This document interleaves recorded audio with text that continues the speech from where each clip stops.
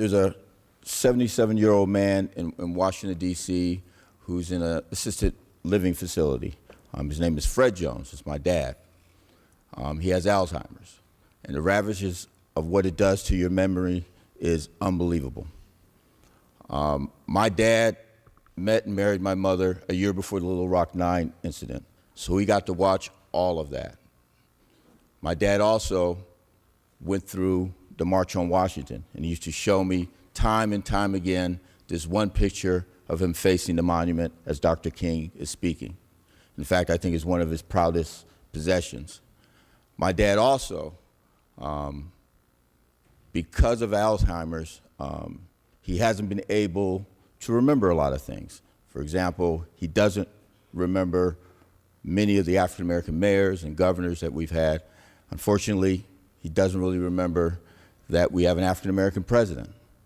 And from a personal note, he doesn't know that, or he can't remember that he has 2 grandkids that graduated from a historically black college.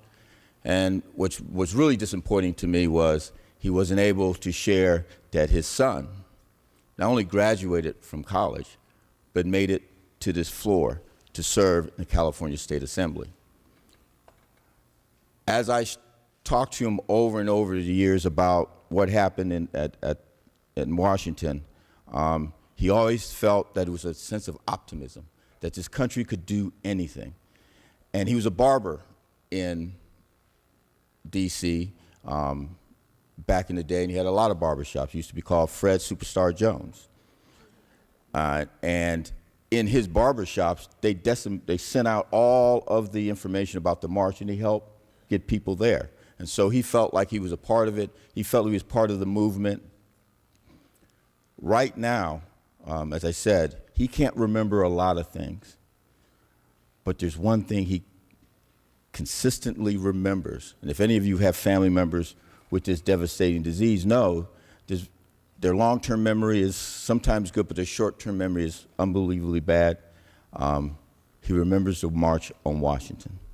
For whatever reason, he continues to remember that. And when I used to talk to him about this, I used to talk about the song, We Shall Overcome Someday.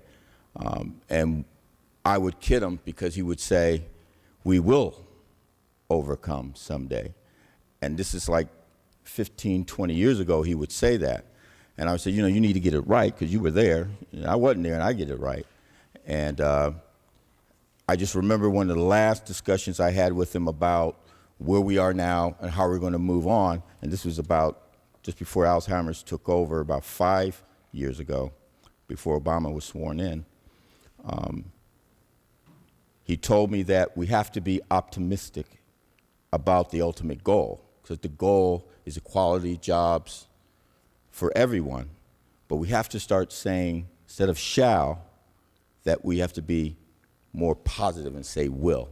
And so when we think about memories and the memories of the March on Washington, this is why it's so important that we remember from whence we came to where we are now, and hopefully for where we're going to go in the future, so that we will overcome.